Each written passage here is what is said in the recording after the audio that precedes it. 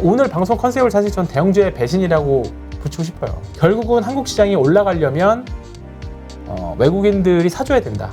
이 부분은 솔직히 인정하고 주시장 바라보시는 게 속 편합니다. 지금 일단은 버티는 구간이 맞고요. 한국 시장은 항상 약간 선반영되는 부분들이 항상 있었습니다.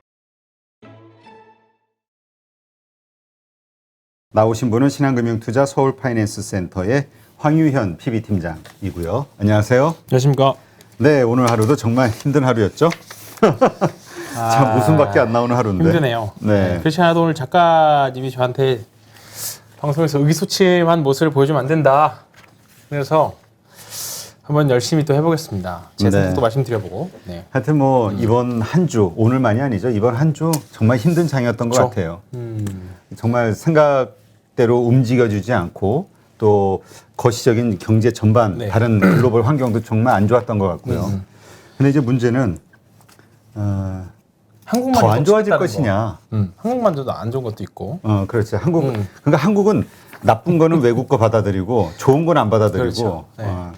하여튼 문제는 더 안 좋아질 것이냐. 더 안 좋아질 것이냐. 좀 나아질 것이냐. 다음 주부터. 그 부분에 대해서는 솔직히 예상하기 좀 어렵습니다. 제가 무슨 말 하고 있는지도 모르겠는데 뭐 저는 일단은 대형주 단에서는 계속 좀 보수적인 의견을 계속 말씀드렸던 거고 이제 실적 추정치들 여러 가지 측면에서 말씀드렸던 건데 이제 뭐 가끔은 이제 계속 현금의 중요성에 대해서 말씀드렸던 건데 제가 현금을 갖고 있었어도 어제나 그제에는 거의 다 소진을 했었어요. 그리고 어제도 사실 좀 분위기는 괜찮았었고 근데 오늘 좀 유독 더 세게 맞아서 저도 뭐 물린 주식도 수두룩하고요. 저랑 같이 하시는 분들 물론 비중 단타하는 것들도 성공하는 거 이번 주에도 뭐 오늘도 몇 개는 또 단타로 수익 내고 나오긴 했었지만 뭐 그 단타 조금 한다고 해서 전체 총잔고를 반전시키기에는 여전히 좀 힘든 상황이고 여전히 중장기 롱 포지션으로 가져가는 개별 종목들도 뭐 종목에 상관없이 다 힘든 구간이잖아요. 그러니까 이제 그런 방법을 어떻게 대응하느냐 제가 어떻게 지금부터는 대응할 것이냐에 대해서 한번 말씀을 드려보고 생각도 말씀드려보고 또 증권사들에서는 또 어떻게들 보고 있는지도 같이 종합적으로 말씀드려보겠습니다. 네, 알겠습니다.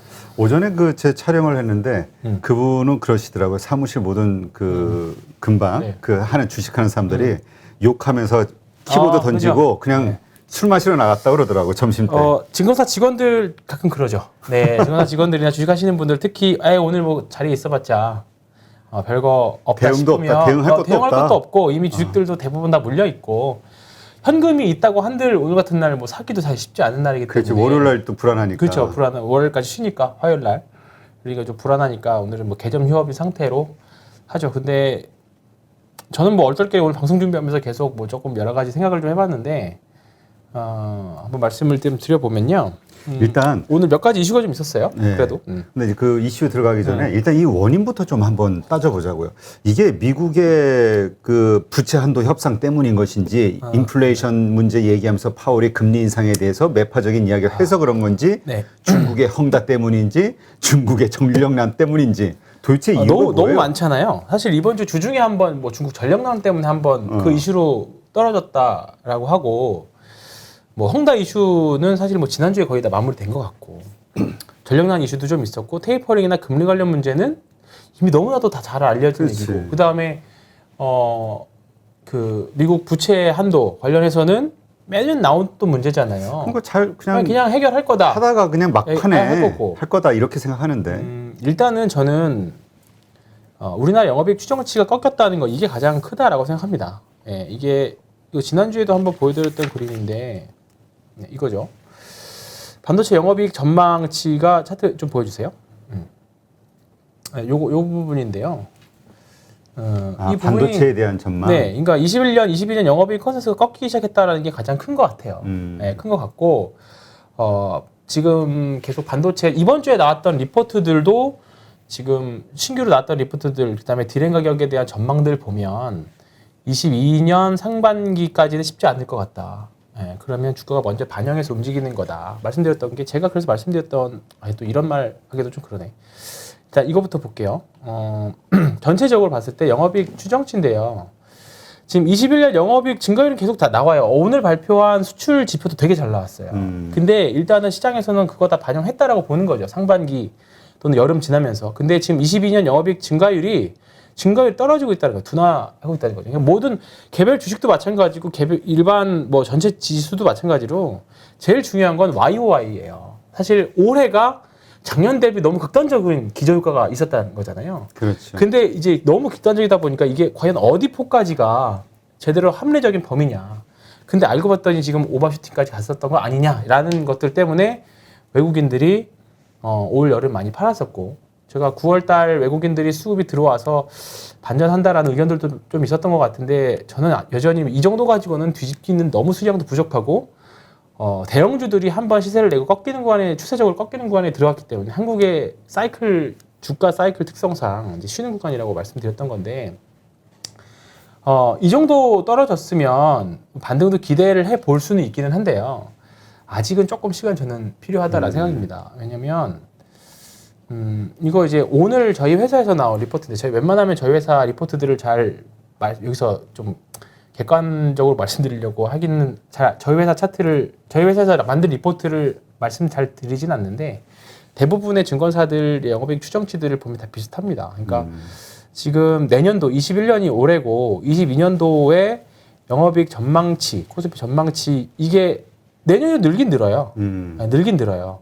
그러니까 이 부분이 되게 중요한 건데, 늘긴 느는데 여기서부터 여기까지 올라가는 기저효과, 이 전망 상승률. 근데 이 상승률 자체가 좀 떨어지는 구간인 거잖아요. 이 부분이 가장 크게 작용했다라고 보고요. 근데 다행인 거는 그래도 22년 정도의 내년에도 결국은 절대적인 레벨은 올해보다 증가는 맞아요. 증가율은 떨어지지만. 그래서 한 3,000포인트 레벨 정도가 오늘 리포트 다른 데서 나온 걸 보면 3,000포인트 레벨이 PBR, 선행 PER로, 내년도 영업이익 PER로 봤을 때 11배 정도 수준입니다. 그러니까 한국 시장이 항상 10배에서 11배 정도 수준 맞춰줬을 때, 그 정도 레벨이 3,000포인트라는 거죠. 근데 혹시나 3,010배 이하로 떨어지면 10% 정도 더 이제 충격이 있을 수 있다는 거잖아요. 외부 그렇지. 충격이든 뭐 수급적인 이슈든지가 외부 충격이 있으면 10배 정도 가면 2,700이거든요. 그 정도 레벨 다운까지는 언제든지 또 가능은 하다. 특히나 이제 한국 시장의 특성상 이제 오늘도 약간 반대매매 느낌 굉장히 많이 있었거든요. 근데 제가 지난번에 말씀드렸던 쾅쾅 2번이 나와야 된다 그랬잖아요. 그렇지. 근데 오늘이 어떻게 보면 첫날일 수도 있어요. 첫날의 느낌이 강했기 때문에 한 8월 말에 있었던 때 느낌하고 지금 느낌이랑 좀 비슷한 부분은 있어요. 근데 이런 게 지나고 나면 기간 조정으로 얇게 맞을 거를 가격으로 세게 맞은 거거든요. 오늘 그렇지. 하루. 그러니까 제 생각은 다음 주 화요일이나 수요일 정도까지만 좀 버티면 그 레벨이 어디가 지지될 건지는 사실 후행적인 부분이라고 봅니다. 네. 그러니까 3,000포인트에서 올라온 3,000포인트 지지를 놓고 보기보다는 그냥 외국인들이 차라리 언제쯤 사줄까에 대한 기대를 해보는 게, 어느 레벨에서 들어올까를 기대를 해보는 게 사실 좀 더 생각이 편하다는 생각이고요.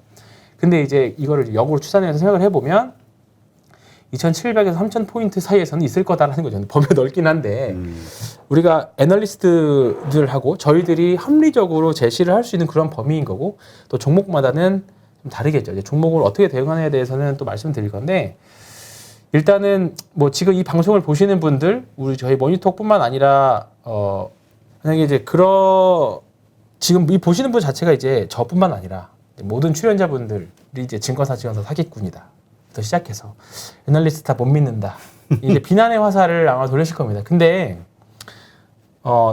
저도 묻고 싶은 거는, 작년에 좋았을 때는 이런 말씀들을 하지 않았을 거 아니에요. 좋을 때는 다 좋아요. 물론 떨어지면 그 스트레스를 풀 해소 상대를 찾게 돼 있습니다. 그러니까 이제 쉽게 얘기해서 네. 이제 황 팀장에서 황가로 바뀌는 이제 타임이 온 거죠. 그렇죠. 네, 그렇습니다. 그리고 이제 뭐 그동안 좋아했던 분들도 이제 다 사자 올라간다라고 믿었던 그 믿음들이 깨지는 순간들이거든요. 특히 미국 주식은, 한국 주식은 별로여도 미국 주식은 승리한다라고 생각하셨던 분들조차도, 대표님도 시작 전에 그러셨잖아요. 미국 주식 팔아야 되나? 그 믿음이 흔들리는 구간이 온 거죠. 그러니까. 그 믿음이 흔들리는 구간에 왔습니다. 근데 지금 한국 시장의 느낌을 보여주는 그림이 딱 있어요. 밑에 거 보면 되는데, 이거 많이 본 그림이실 건데 좀 다르죠? 여기 보시면 목표치가 더 아래 있어요.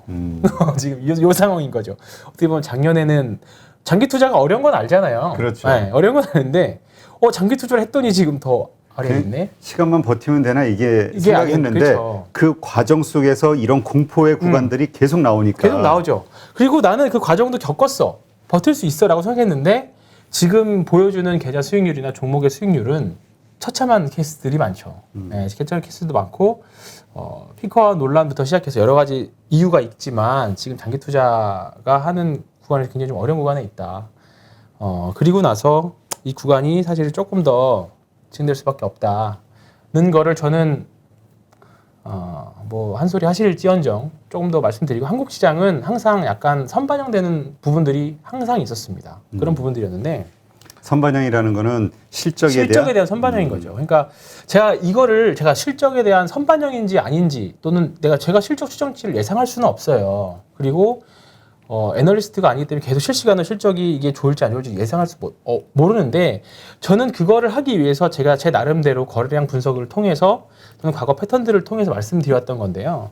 그래서 제가 삼성전자나 카카오에 대한 의견들을 말씀드렸던 거고요. 딱 그래서 제가 여기 제가 출연하자마자 말씀드렸던 게 2018년하고 비슷할 것 같다라는 느낌이 말씀드렸던 이거거든요. 이거를 한번 또 볼게요. 네, 요겁니다. 이게 언제 리포트냐면요. 2018년 상반기 삼성전자 리포트입니다. 2018년 상반기. 예. 자, 그때 주가 차트를 보면 다음번엔 당하지 마시라고 제가 말씀을 드립니다. 여기죠. 자, 이때부터 주가는 언제부터 올랐냐면 2016년부터 오르기 시작했죠. 2016년 5월 30일부터 기준을 삼아서 올라가기 시작합니다. 쭉 올라갔고요. 제가 방금 보여드렸던 2018년 상반기 요때쯤 리포트예요. 요때쯤. 주가는 여전히 고점을 찍고 내려와서 이거 주봉입니다. 내려와서 뭔가 여전히 실적에 대한 추정치들에 대한 생각이 많이 갖고 있었다는 점들인데요.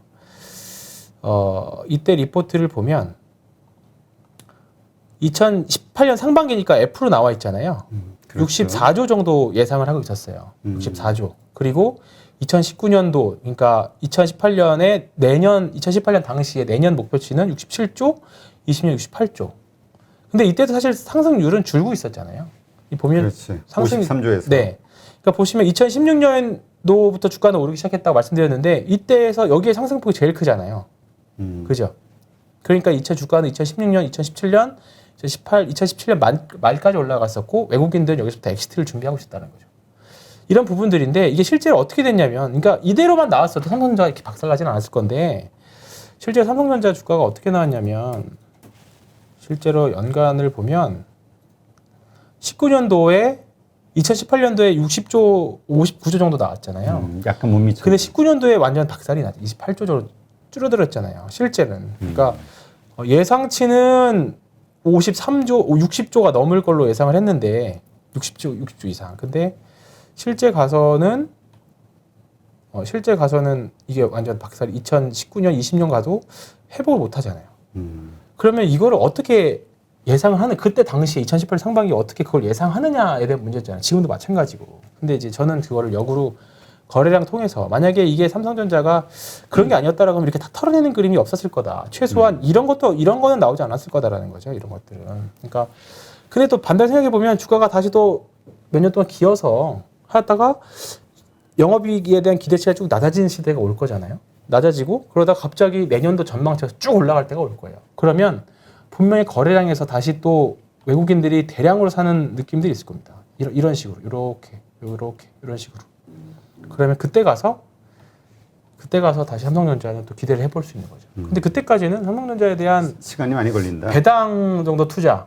그러니까 지금 보면 이 정도, 만약에 내년 우리 삼성전자 영업이익 추정치가 그대로 정도, 그 다음에 코스피 영업이익 추정치가 애널리스트들이 예상하고 있는 PER 한 10배에서 11배 정도 사진 수준만 유지해 준다라고 하면 추가적인 급락은 나오진 않을 거예요. 이미 가격 조정도 이미 어느 정도 많이 받았고, 그러면 그때는 배당 투자 하시다가 배당 나오면 배당금 가지고 또 사고, 계속 그러면 이제 복리잖아요. 그렇죠. 그렇게 돼서 하다가 나중에 주가가 오를 때를 기다리고 계속 이제 어떻게 보면 이자 수익 캐리 수익을 가지고 주식을 계속 사는 거죠. 그럼 나중에 주가 올랐을 때 이제 큰 수익을 얻는 게 이제 그렇게 하면 장기 투자가 되는 거죠. 지금 신규로 입성하시는 분들은 솔직히 기존에 가지고 있었던 분들이 막 놀렸을 거 아니에요. 삼성전자 수익 났다. 그런 분들이 속으로 얼마나 쌤통이겠어요. 그러면 저희들은 지금 주식을 하시는 저희들은 여기 지면 안 되잖아요.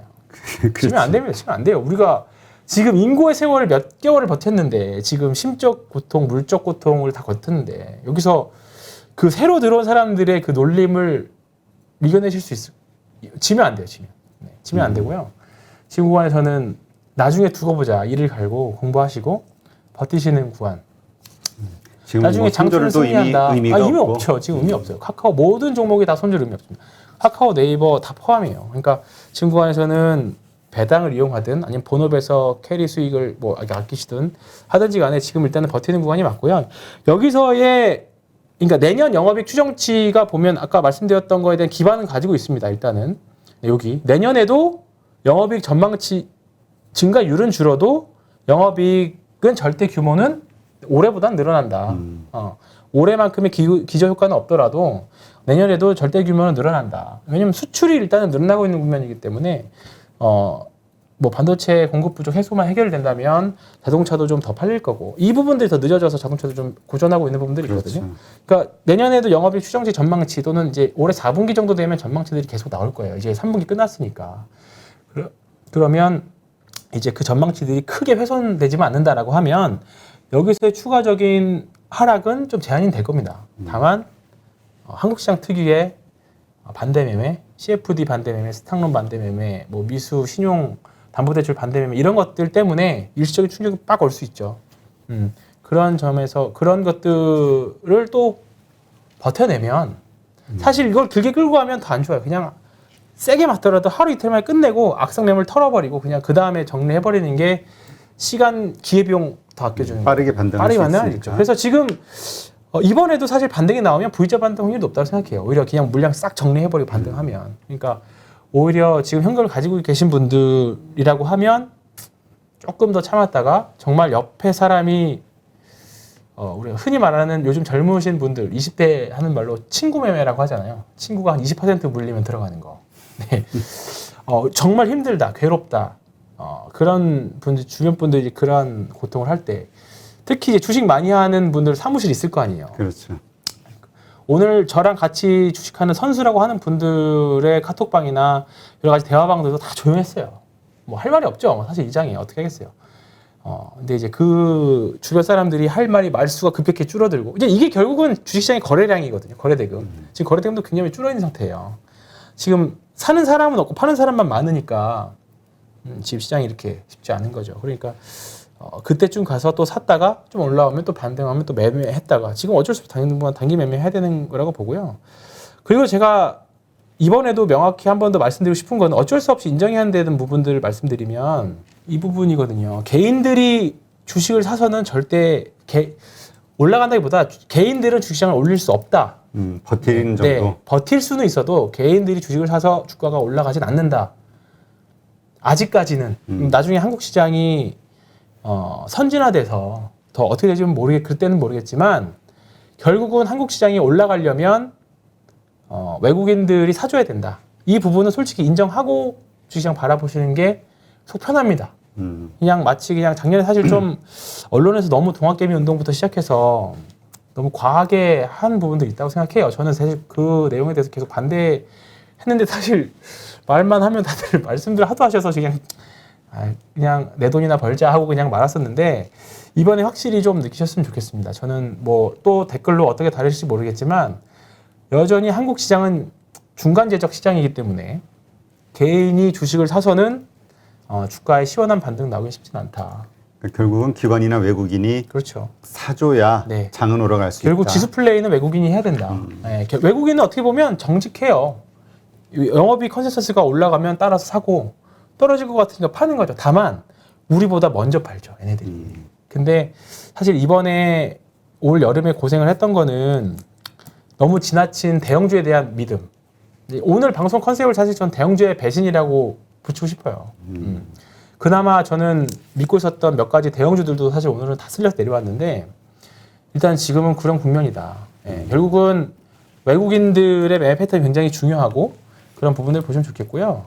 그렇다면 외국인이 지금 다시 사주기 전까지는 네. 지수 플레이를 막 해주기 전까지는 오를 가능성은 좀 없다. 없죠. 이렇게 보는 건가요? 네. 네. 그리고 지지는 될 수 있을 거라고 봐요. 3,100 언더에서는 아까 뭐 2,700까지도 내려갔. 거기는 일시적인 뭐 외부 변수나 슈팅 나오면 거기는 갈 수 있다고. 네. 그러니까 2,700까지 간다는 그렇게 건 절대 된다는 게 아니라 일시적으로 내려가서 그죠? 찍고 다시 올라올 네. 수 있다. 차라리 그러면 V자 반등이 더 확실하게 나올 거예요. 근데 이제 그걸 들으면서 또 어떤 분들은 아 그래? 그러면 2,700 가네? 지금 다 일단 정리하고 그거 2,700에서 아니죠. 사야지 이런 생각할 수 있다. 지금 3,000포인트 이하부터는 분할 매수도 가능해요. 현금이 있기가 어려운 구간이긴 하지만 지금도 사실 3,100 이하부터는 사도 된다고 생각했었거든요. 근데 일단 3,000포인트까지 왔으니까. 근데 지금의 손절은 아무 의미가 없죠. 아무 의미가 없고 오히려 반등이 나왔으면 나오긴 높은데 아직은 조금 여지는 좀 있을 거라고 보는 거고요.